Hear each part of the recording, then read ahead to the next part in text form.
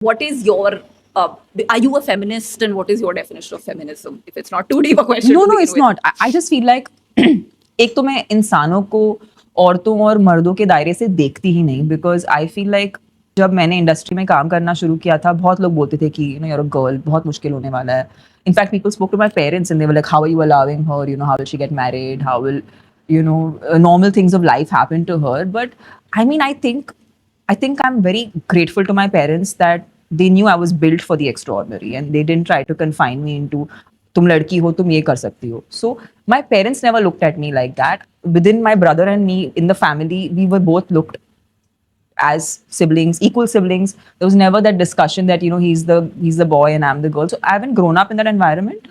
And while I worked in an industry largely with men initially in my career, and those men were at least 30 years older than me at the onset, Yeah. right? Because I started at 15. So most of the people I worked with were either 20, 30 years older to me. So I think मैंने एक चीज़ करना उस वक्त ही शुरू कर लिया था कि मैं चाहती थी कि मैं एक सॉलिड इंसान बनूं.